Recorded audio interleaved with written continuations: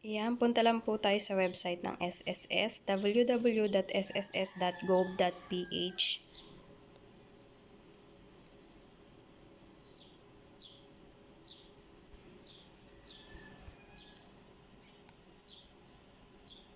Ayan, nandito na po tayo. Check nyo lang po yung I am not a robot. Yan pong box.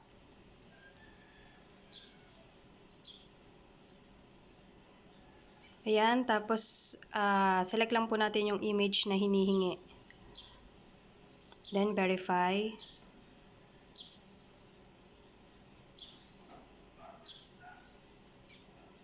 And submit. Ayan, dito po pipiliin natin yung member. Ayan, nandito na po tayo sa home. At guys, papaalala ko lang po sa inyo, hindi po tayo hindi po tayo makakapag-login kung hindi pa po tayo nakakapag-registered online. So guys, kung hindi pa po kayo nakakapag-register, may video rin po ako dyan how to registered online.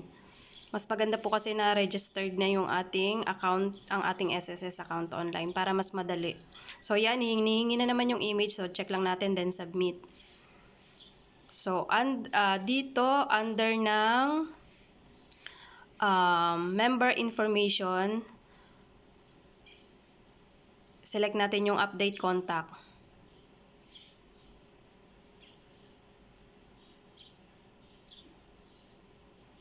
So dito sa